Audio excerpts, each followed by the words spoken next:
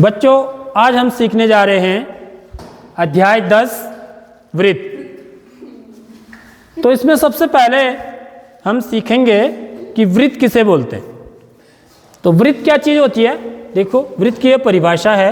वृत्त एक तल के उन बिंदुओं का समूह होता है, उन बिंदुओं का समूह होता है जो एक नियत बिंदु जिसको कि हम केंद्र बोलते हैं से अचर दूरी पर होते हैं। तो क्या मतलब है इसका, देखिए वृत्त एक तल के, ये एक तल कहलाता है। जैसे आपका कागज का पन्ना है, ठीक है, या ये श्यामपट है, ये एक तल है। इस तल पर उन बिंदुओं का, देखो यहाँ पर जो है ना कई सारे बिंदु हैं, ये देखिए उन बिंदुओं का एक समूह होता है, अनंत बिंदु होते हैं, ठीक है।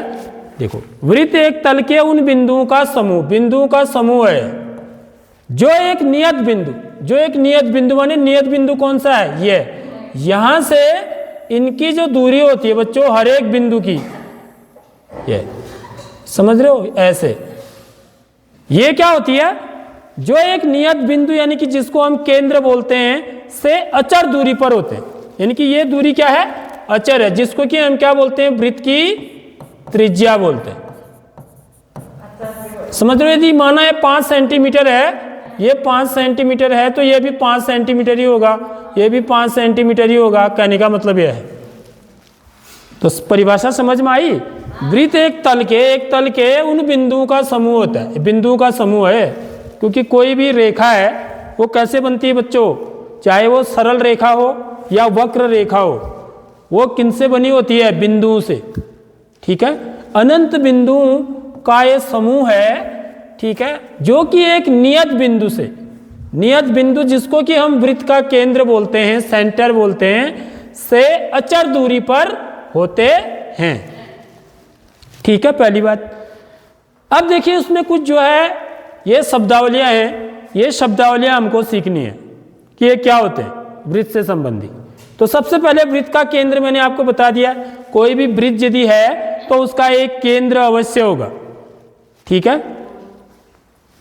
उसके बाद त्रिज्या, त्रिज्या किसको बोलते हैं, देखिए ये जो वृत्त, ये जो दिख रहा है आपको, इसको हम वृत्त की परिधि बोलते हैं। देखो ये क्या बोलते हैं, वृत्त की परिधि। तो वृत्त के केंद्र से परिधि तक की दूरी को, वृत्त के केंद्र से परिधि तक की दूरी को, केंद्र से परिधि तक दूरी, इसको हम क्या बोलते हैं, वृत्त की त्रिज्या बोलते हैं, ठीक है। यहाँ पे भी लिखा हुआ है, या ये त्रिज्या है वृत्त की, ठीक। उसके बाद वृत्त का व्यास, व्यास किसको बोलते हैं, देखिए जो त्रिज्या का दुगना होता है, त्रिज्या का दुगना कर दें हम, देखो ये वाली जो लाइन होती है ये वृत्त का व्यास कहलाती है।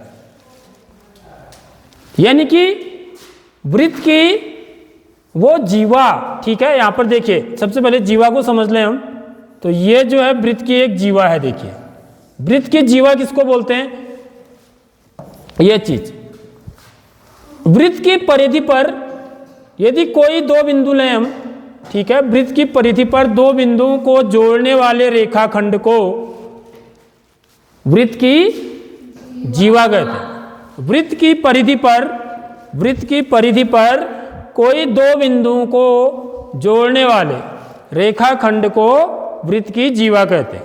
और जो सबसे बड़ी जीवा होती है बच्चों, ठीक है, उसको हम क्या बोलते हैं, वृत्त का व्यास बोलते हैं। तो वृत्त का व्यास क्या होता है, त्रिज्या का दुगना होता है। वृत्त का व्यास त्रिज्या का दुगना होता है। त्रिज्या को हम किससे दिखाते हैं, आर से दिखाते हैं, ठीक है। तो इसका जो व्यास होता है, व्यास, व्यास बराबर क्या होता है बच्चों, 2 गुणा आर, त्रिज्या का दुगना, ठीक है। और वृत्त की परिधि, परिधि जिसको हम क्या बोलते हैं, वृत्त का परिमाप भी बोलते हैं, वृत्त का परिमाप भी बोलते हैं। ये परिधि है वृत्त की, ठीक है। यहां पर दिखाया सरकमफेरेंस, क्या बोला जाता है इसको, सरकमफेरेंस। जो बिंदु पथ है ना, समझ रहे हो, इसको वृत्त की परिधि बोलते हैं। और इसको निकालने का जो सूत्र होता है, वृत्त की परिधि, इसको भी हम ज्ञात कर सकते हैं। इसके लिए क्या सूत्र होता है, 2 पाई आर, 2 पाई आर यह सूत्र होता है, ठीक है। उसके बाद वृत्त का क्षेत्रफल क्या चीज होता है, देखिए बच्चों, वृत्त का क्षेत्रफल का मतलब होता है वृत्त के अंदर का भाग, ये पूरा भाग यदि हम लें, ठीक है, तो ये क्या कहलाएगा? वृत्त का क्षेत्रफल। क्षेत्रफल में यह वाला भाग आता है। तो वृत्त का जो क्षेत्रफल होता है, यदि वृत्त की त्रिज्या r है तो वृत्त का क्षेत्रफल निकालने का सूत्र क्या होता है? पाई r स्क्वायर होता है। तो ये एक साधारण सी वृत्त के बारे में जानकारी है, ठीक है। तो इससे बात हम सीखेंगे वृत्त की स्पर्श रेखा, छेदक रेखा और अप्रतिच्छेदी रेखा क्या होती है। इसके बाद देखिए बच्चों, अब हम सीखने वाले हैं वृत्त की स्पर्श रेखा। कुछ शब्दावलियां और भी आएंगी यहां पर, ठीक है।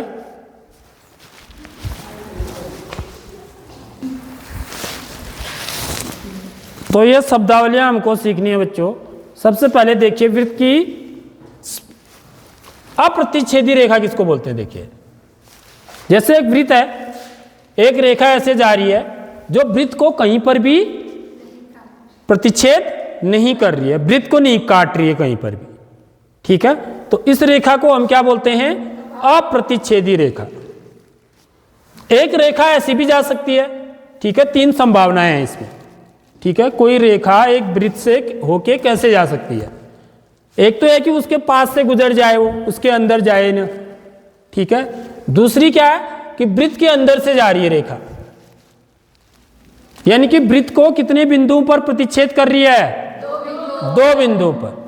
जो रेखा वृत्त को दो बिंदुओं पर प्रतिच्छेद करती है उसे वृत्त की छेदक रेखा बोलते हैं, ठीक है। और ये चीज जो है बच्चों इस चैप्टर में यही सीखने वाले हैं हम। तीसरी वाली जो स्थिति है यह कहलाती है वृत्त की स्पर्श रेखा। वह रेखा जो वृत्त को केवल एक बिंदु पर प्रतिच्छेद करती है, ठीक है। यहां पर प्रतिच्छेद शब्द भी ज्यादा ठीक नहीं है, स्पर्श करती है, स्पर्श करते हुए जा रही है, टच करते हुए, समझ रहे हो बात? एक बिंदु पर। इस रेखा को हम क्या बोलते हैं? वृत्त की स्पर्श रेखा बोलते हैं इसको। वृत्त की यहां पर जो है स्पर्श रेखा, जो वृत्त को एक बिंदु पर प्रतिच्छेद करते हुए जाती है जो रेखा, उसे वृत्त की प्रतिच्छेद रेखा बोलते हैं। देखो अब ये शब्दावली हम थोड़ा सा हम समझें। पहला वाला जो है इस वाले को, एक रेखा जो वृत्त को केवल एक बिंदु पर प्रतिच्छेद करती है यानी कि स्पर्श करती है, उसे वृत्त की स्पर्श रेखा कहते हैं, ठीक है। आगे बात समझ में। अब देखो वृत्त को दो अलग अलग बिंदुओं पर काटने वाली रेखा को छेदक रेखा कहते हैं, ठीक हो गया, ये वाली होगी। उसके बाद अगला आता है स्पर्श बिंदु। क्या चीज होती है? देखो बच्चों, इस बिंदु को देखो, ये जो बिंदु आपको दिख रहा है यहां पर, इस बिंदु को स्पर्श बिंदु बोलते हैं, ठीक है। क्योंकि तो ये क्या होगी इसकी परिभाषा? वृत्त और उसकी स्पर्श रेखा के, वृत्त और उसकी ये क्या होगी? स्पर्श रेखा होगी। वृत्त और उसकी स्पर्श रेखा के उभयनिष्ठ बिंदु को देखो, ये बिंदु कहां पर है? रेखा पर भी है। यह बिंदु कहां पर है? वृत्त पर भी है। समझ रहे हो बात? इसीलिए कैसा बिंदु हो गया है? उभयनिष्ठ बिंदु हो गया, रेखा का भी और वृत्त का भी। तो इसी को हम क्या बोलते हैं? स्पर्श बिंदु कहते हैं, ठीक है। आगे बात समझ में। वृत्त और उसकी स्पर्श रेखा के, वृत्त और उसकी स्पर्श रेखा के उभयनिष्ठ बिंदु को स्पर्श बिंदु कहते हैं, ठीक। अगली चीज देखिए, ये पहली बात, दूसरी बात, तीसरी बात, चौथी बात। किसी वृत्त की अनंत स्पर्श रेखाएं हो सकती हैं, समझ रहे हो? यह आपको पता होना चाहिए। किसी वृत्त की अनंत स्पर्श रेखाएं होती हैं, इसका क्या मतलब हुआ? इसका मतलब यह हुआ बच्चों, देखिए माना यहां पर एक बिंदु यह है, वृत्त पर कितने बिंदु होते हैं? अनंत बिंदु होते हैं।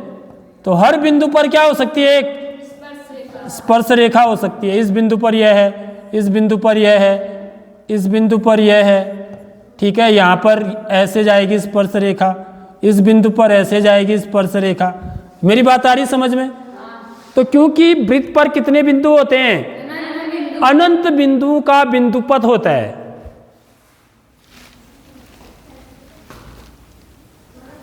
जिसकी एक निश्चित बिंदु से, देखो इस बिंदु से क्या होती है, नियत दूरी होती है, उसको हम वृत्त कहते हैं।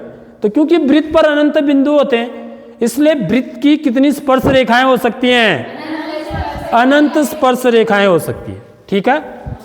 पांचवी चीज, किसी वृत्त के एक बिंदु पर, एक बिंदु से केवल एक ही स्पर्श रेखा खींची जा सकती है, यह भी याद रखिए। एक बिंदु से, यदि वृत्त का एक बिंदु है, यहां पर है माना, ठीक है, तो इस बिंदु से जाने वाली जो स्पर्श रेखा होगी वो कितनी होगी, एक ही होगी। ऐसा नहीं कि मैं इस बिंदु से दो स्पर्श रेखाएं खींच सकूं, एक बिंदु से एक ही स्पर्श रेखा जाएगी। जैसे ये बिंदु यहां पर है, तो यहां से जाने वाली स्पर्श रेखा कितनी होगी, एक होगी।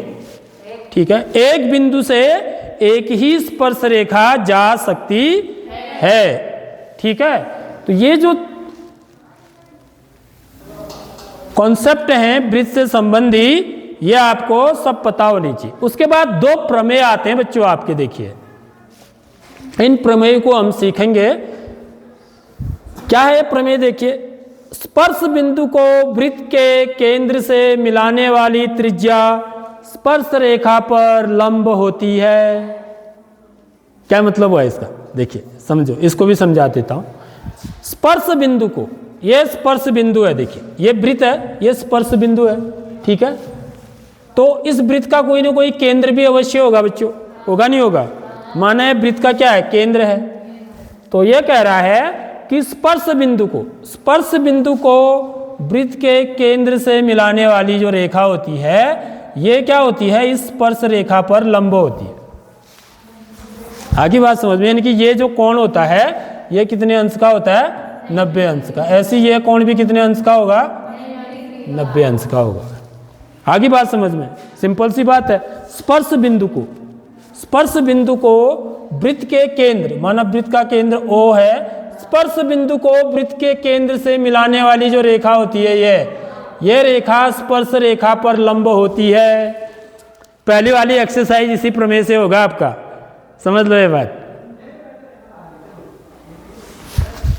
दूसरा क्या है, देखिए, किसी बाहरी